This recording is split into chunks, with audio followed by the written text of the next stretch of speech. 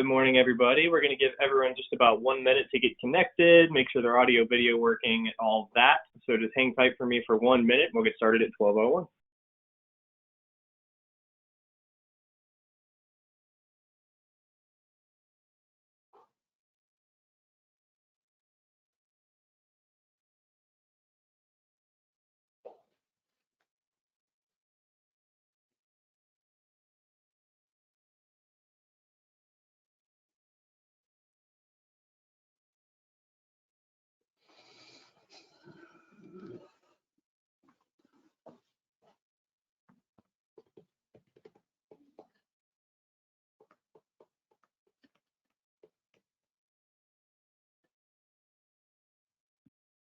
All right, guys, let's get started. So good morning. Thank you guys for joining us for our 6th installment of our Navigating Uncertain Times webinar series.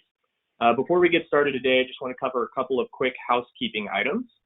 Today's webinar is 30 minutes in length. If you guys do have any technical difficulties, please feel free to reach out to us either using the chat or the Q&A function there, and we're going to do our best to help you troubleshoot those issues.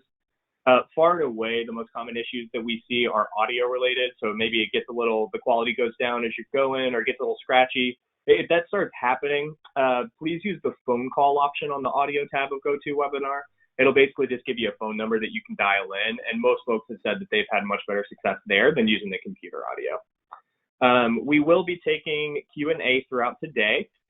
If we have time at the end, we're going to go ahead and answer those questions live. Worst case scenario, even if we can't get to them here on today's webinar, we're going to follow up with the panelists and get some answers for you guys. And then we'll share them out with you guys via email, probably about the middle of next week.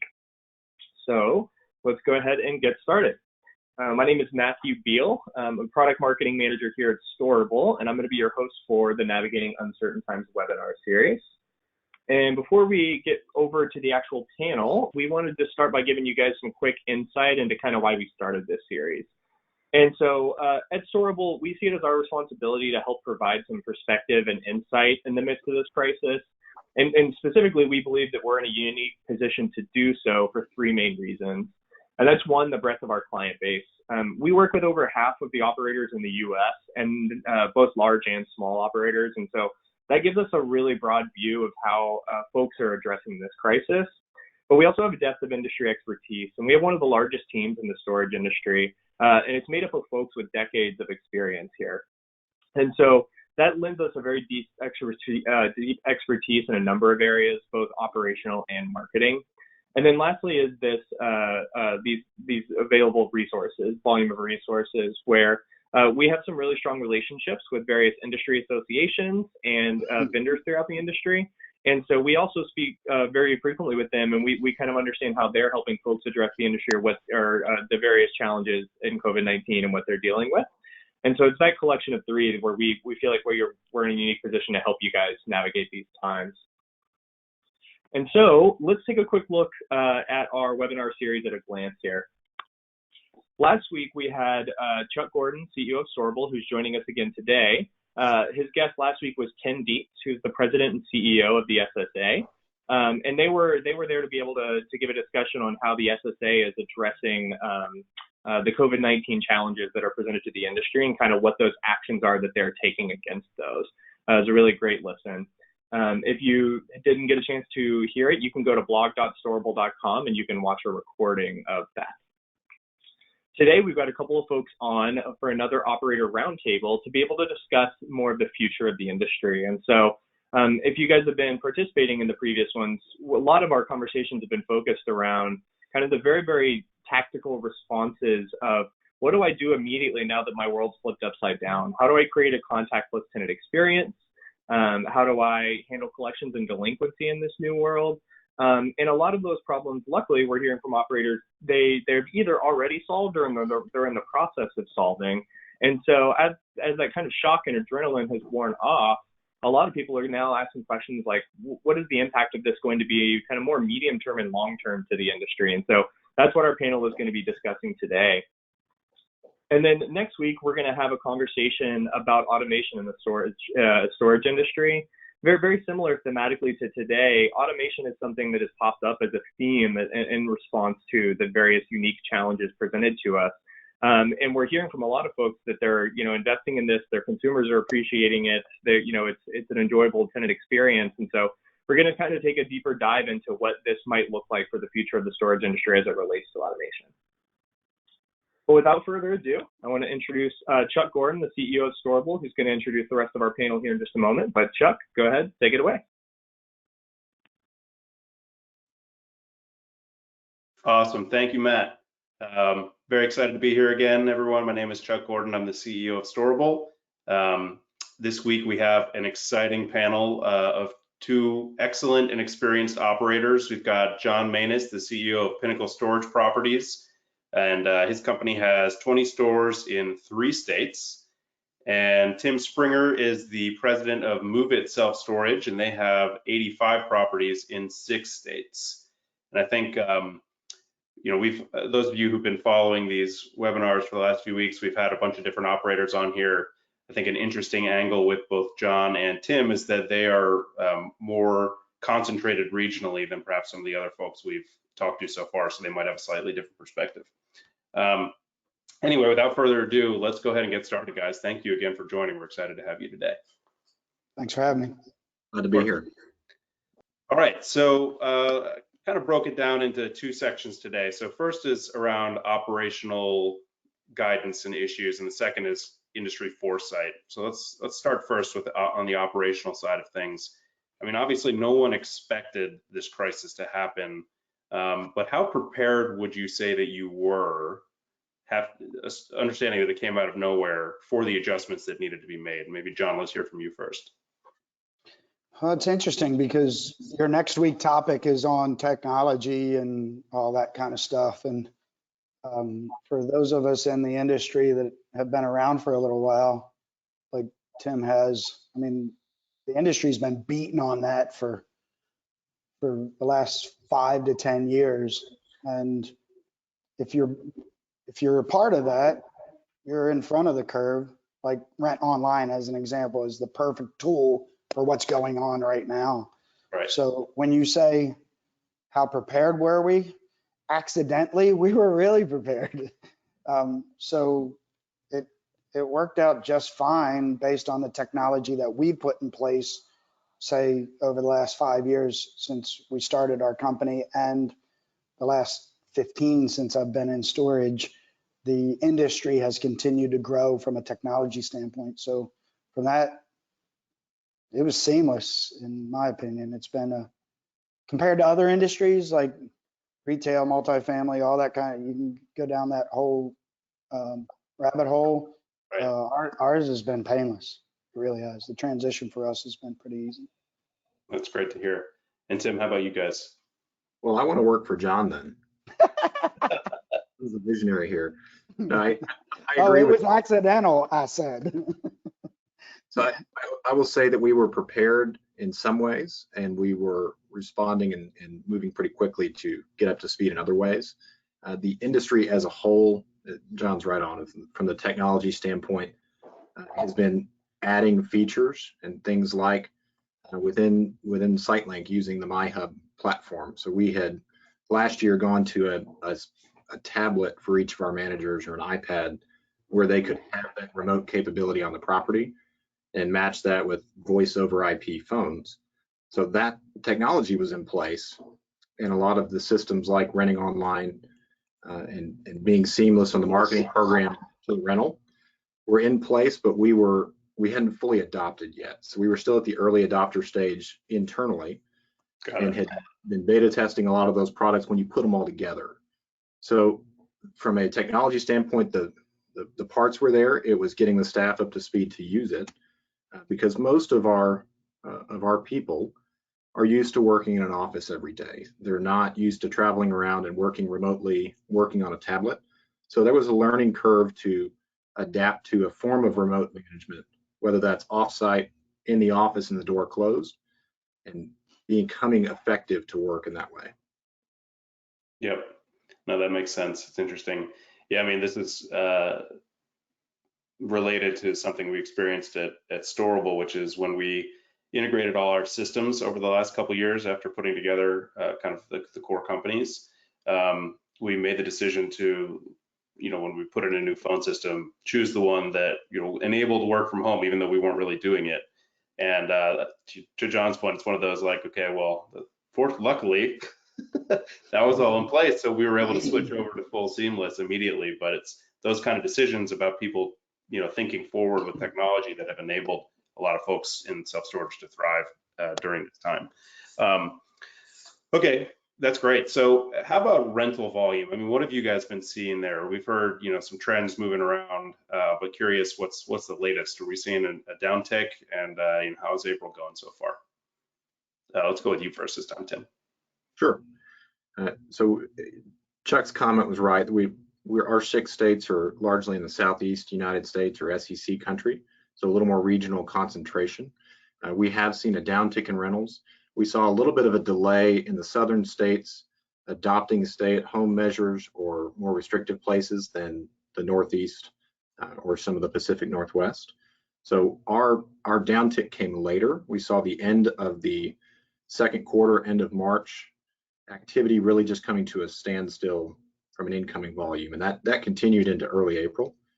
We're first of the month billers on our properties, so we typically see a sharp net negative activity at the beginning of the month that eases throughout the month and as the spring lease-up season comes in. So it was sharply negative to start the month, and it's eased to where, I mean, in some of our markets, 50% down, 50%, 60% on incoming traffic, with move-outs also being down, but not as much. That started to level out, and I think looking forward, we're anticipating, as you have this struggle even between states now down to counties and cities, you're having people starting to emerge, reopening at local levels, that activity starting to come back, but will be at depressed levels year over year. So you feel like there is some return with volume, but still down? Yes, the incoming traffic, particularly mid-month, as we saw started to tick up at our properties. Right about April 15th, 17th, we started to see some of that traffic return, not to pre-COVID-19 activity, but certainly an increase of what we were experiencing. Sure. Okay. Interesting. John, how about you guys? Well, first talk about my peers. I've talked to a lot of different of my peers, and I've in my head assessed it that it really depends on how you've handled customer contact versus non-customer contact, to where if you're seeing an increase or decrease. In talking to some of my peers that still have their front doors open, where you can go into a store and have one-on-one contact with customers, they're seeing a decrease in business. And I've associated that with the mental status of people nowadays that don't want to be in personal contact with someone. Where we have the front door locked, we created custom signs for the outside that say, yes, we're open. Please call this number, which is the store phone number. And we either use the online rental portal or we deal with them through the door in order to get a rental. So there's no personal contact there. And I've sensed that makes the customer feel a lot more comfortable. And because of that, as of this morning, our rentals are up 25%. Wow. And our move outs are down 14%. So we're having double-digit increases on net move-ins year over year currently. And in talking to some of my peers, they've had to lower rates to get more rentals in the door, but they're literally letting them in the door. And I think that makes customers feel uncomfortable. And that's the only thing I can associate it with, is that people are trying to avoid that one-on-one contact, and there's an assumption that you're closed just like everybody else is. That's why we made big signs that say, yes, we're open on the door. So it really depends on the operator and how they've handled, whether they're letting customers in the door or not, whether they're advertising that they're still open or not, and all that kind of stuff, to whether your business is up or down. And to Tim's point, I think it depends on county by county by county, because some of those counties are like stay at home 100%. In the counties that we're in, and I'm out on the West Coast in Oregon and Portland, where it tends to be more restrictive, and we're still doing well out there. And then there are other 15 properties that we have are here in Texas. So when you look at it, even from, I'm not trying to bring politics into it, but conservative state versus more liberal state, same results, same exact results. Very interesting. Yeah, well, that's good to hear. A bright spot in some mixed news out there. So glad to hear that. Something we've seen on Sparefoot, I'm sure you guys saw this, but we rolled out a new feature where you can tag your facility as being contactless move-in enabled, and something like half of all facilities on Sparefoot have enabled that within the first week. It's pretty incredible. That's awesome. So, glad to see that. Okay. Chuck, add one comment there, and John touched on a good point of if you're open, if you're able for business, project it. You're having the lights on in the office, having a sign out in front, taking advantage of the digital means, because web traffic is still consistent. And in fact, probably increasing in a lot of places because of the amount of people at home and surfing. So taking advantage of the Sparefoot type features and on your website is very important right now. Totally agree. That's the other thing, is if you go to our website, like, you know how you have scrolling pictures on your website? We've had our marketing company create the first scrolling picture to say, yes, we're open. And then underneath of it, it says you can use the pay online feature or the rent online feature. If not, you can show up at the store and we're open with, what are they calling that? Social distancing. It says that as the first picture on our website. Yeah, I think it's a great idea. Just projecting to customers that you're open and it's safe to work with you is totally key, and people are obviously responding to that. Okay, so one thing I wanted to touch on real quick before we get into kind of the future of the industry stuff. What's the psychological reaction from your managers been, and how have you handled that situation, and spending more time than anticipated helping them with that, with the HR side of things, or has it just kind of been seamless there? John, why don't we start with you in this one? It's interesting because as this whole thing started, me and my regional vice president of operations sat down before the chaos started and started having meetings. And the feedback we were getting from everybody is they were concerned that they were going to lose their job. So this might be different than everybody else in the industry, but we mapped out a plan on our erasable board. Then we had a call the following, so that was on a Friday. The following Tuesday gave us 3 or 4 days to map it all out. And I got on the call with every one of our store managers and home office team. And the first thing I said is, I don't care if you get sick, you don't get sick. I don't care if you are scared to work in the office and you aren't scared to work in the office. It does not matter to me. You will be paid during this whole time, period. Wow. And instantly, everybody was relieved. And then we rolled out the plan. We had a 3-phase plan. One, at that point, it was kind of business as usual and clean, clean, clean, clean, clean. And then it was close and lock the door with what we're doing now. And then the third phase is if the state, local, or federal government shuts us down, then it would be work from home and tour the property for an hour each day, and they'd still get paid. And I got 7 emails over that next week out of 20 properties thanking us for relieving them, that they knew if they got the virus or they just didn't feel comfortable or whatever, that they were still going to get a paycheck. No, that's really good of you, and totally agree. The no news is the worst form of news. So people appreciate that stability. Tim, how about you guys? Yeah, very similar. And John, we did the same thing, and I'm really glad to hear you say it, that you phrased it that way. That was the first important was employment and safety. It was primarily the employees' concerns. There's Teddy Roosevelt had a quote that when you're making a decision, your first best option is the right decision. If your second best option is the wrong decision, and the worst option is no decision. And so as everything's changing and moving, we've tried to over communicate internally. We were talking about the marketing impact, and external communication is important, both with the customer base and potential tenants. I think what we found is the internal communication is equally or more important, so that we can keep our teams plugged in, keep them secure in give them job security with the employment, having a backstop pay, and just taking that off the table from a concern, and then focusing on safety and creating a safe workplace. So when we get to that next phase John was talking about, where we have social distancing and sneeze guards and personal protective equipment as part of the calculus in managing a store, the team feels safe and secure that they're going to be able to do business. Right.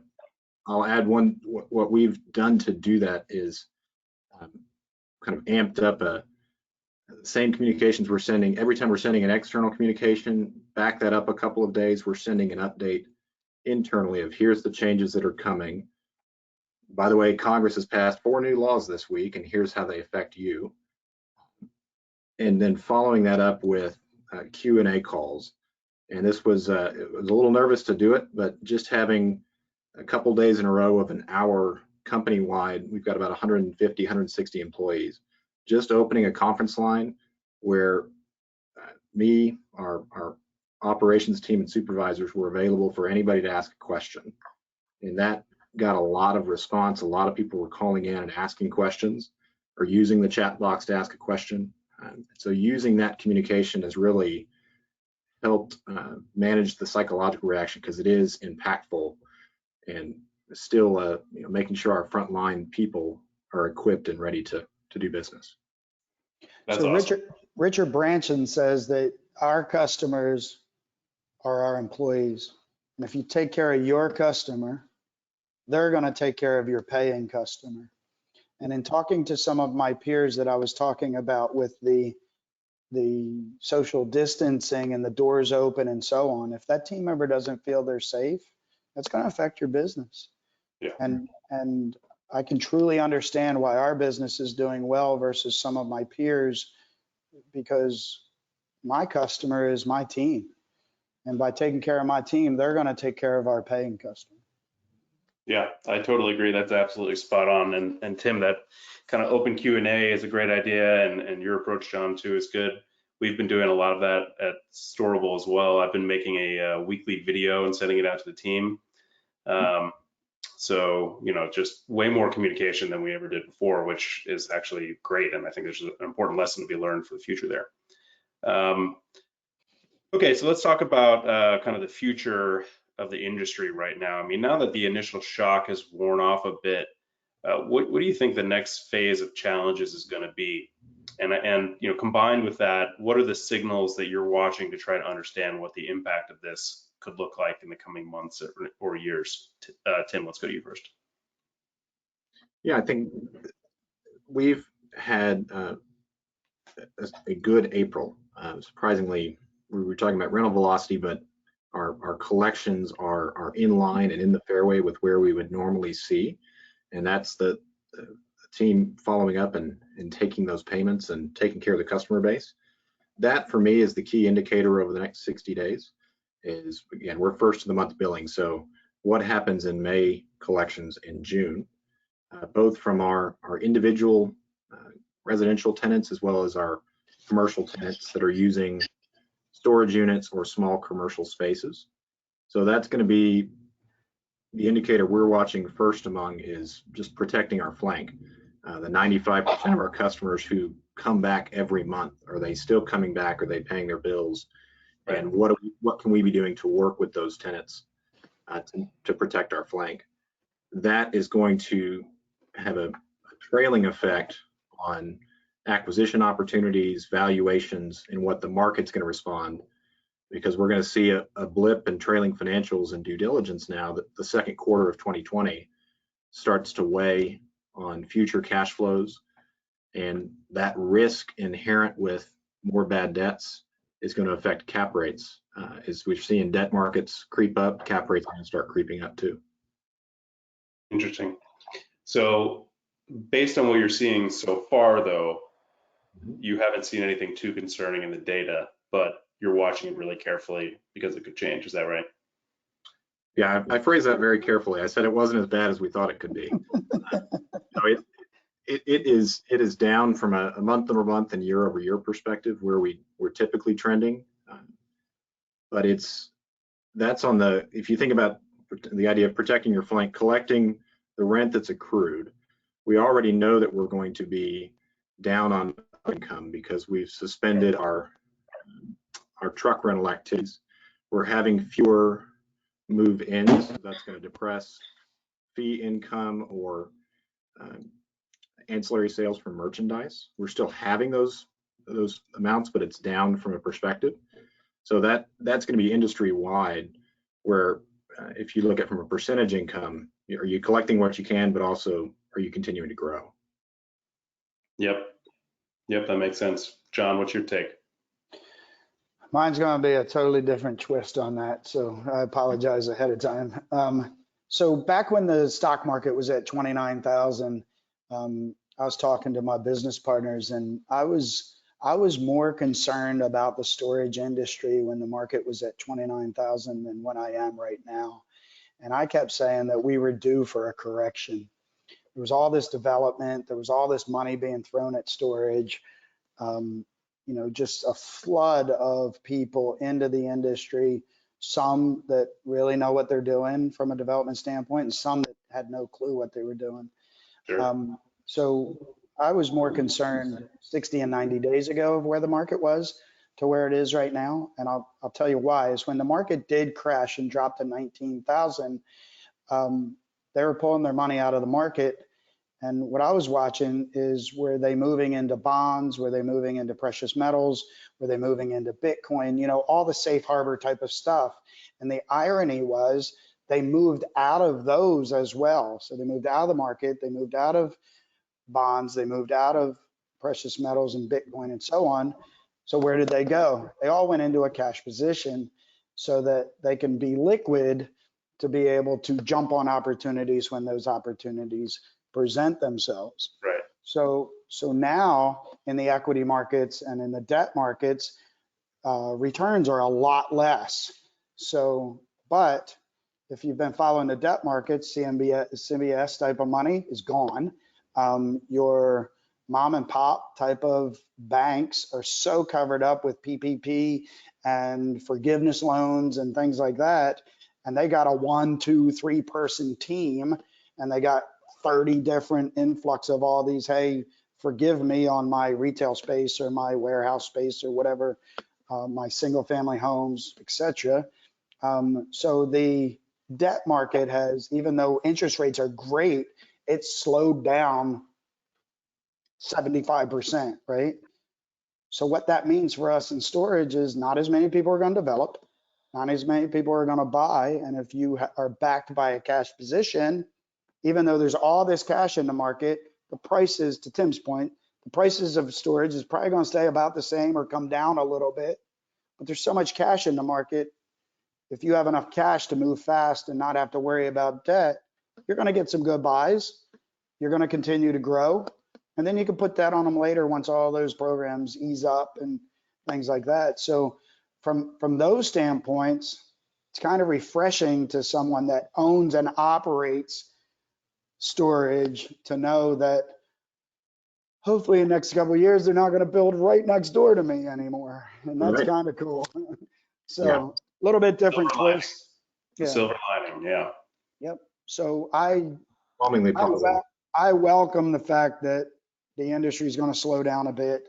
I welcome the fact that it allows us, here's the downfall to that. I think what you're going to do is you're going to see inflation go up. I won't say through the roof, but I think you'll see it go up. And I always say the visualization of, you know, people taking wheelbarrows of money in to buy a loaf of bread. I don't think it's going to be that. But what I think is going to happen is inflation is going to go up, which benefits the existing operator because it allows us to raise rates along with inflation. And then you don't have the next door neighbor building gives you a little bit of supply and demand balance that we haven't had over the last 3 to 5 years. Yep, that makes sense. And I think that's a great perspective. I mean, you know, there's definitely some downside risk, but also there's, you know, a silver lining to that for, you know, the operators out there trying to stabilize things and take advantage of it. So real quick, I know we're almost out of time here, but Matt, why don't we see, did we get any questions? You're muted. Yep, good call. So we did get quite a few questions today, guys. I will say, for the sake of time, I feel like there's one that could probably be a pretty quick clarification because John, you had said something a lot of people responded to very early in the call about you saw a 25% increase in move-ins just recently. And a lot of people are just asking for clarification. Was that a year-over-year measurement, or what were you measuring that 25% again? Year-over-year comp store. So stores that we had last year versus stores that we had this year. So to clarify, they're not lease-up stores either. I do have one lease-up store in that mix, but outside of that, March and April we've seen both 25% increases so far. And that's gone up and down. One thing I didn't point out is a behavioral change that we did see is we've seen less rentals on the weekends and more rentals during the week because people are stir crazy at home and they're spending time with the family on the weekends and they want to get away from the homeschooling of the kids so they come rent the space. So we have seen a behavioral change. It was surprising that the end of the month, Saturday, our business was non-existent on the 28th of March, but during that week before that, we crushed it. So it's year over year comp stores, non-lease up type of environment. Thank you for the clarification. Awesome. Well, I think, guys, we'll cut the Q&A short here just because we're a few minutes over already. Just to reiterate, we will be following up with both Tim and John with the questions that you guys had come in. There's a lot of really good ones. And then by about the middle of next week, we will be able to email you guys out some answers to those questions. So be on the lookout for that. But I just want to stop and thank you guys, thank the panelists today for attending and sharing their guidance. I think I speak for everyone when I just say that was incredibly helpful. A lot of really, really great conversation, and we appreciate you guys attending today. Thanks. Can I say one other thing? That was fantastic. If anybody wants to get a hold of me, it's john@johnmanus.com. I'll be more than glad to help anybody out that needs a hand. There you go. Perfect. Awesome. Well, then a couple last minute housekeeping items real quick before I let you guys go. So for any of the Storable clients out there, I just want to remind you guys that we do have some best practice articles available to you guys for either SiteLink, StoreEdge, the website product, or our Square Foot Marketplace. These are a list of kind of the unique business challenges that have been presented by COVID-19, and then what kind of existing capability is available in these products that you guys can use to help solve those problems. And so in addition to that, we did host some webinars this week on kind of how to configure and use all of those various features and capabilities. And we'll send you guys out links in the follow-up email today. So if you are a SiteLink or a StoreEdge software user, you'll have access to both those webinars recordings as well as the best practices. And so if you do want to go reference those best practices, just head to blog.storable.com and you'll see an article there linked for the COVID best practices. And so that concludes today's webinar. If you guys do have any other questions after we end today, feel free to email us at webinars@storable.com and we will do our best to get back to you as soon as possible. But other than that, just want to say, please take care of yourselves, stay safe and healthy. Don't hesitate to reach out if there's anything we can do to help you guys out here at Storable, and we'll see you next week at the next webinar. Thank you. Thanks, everybody.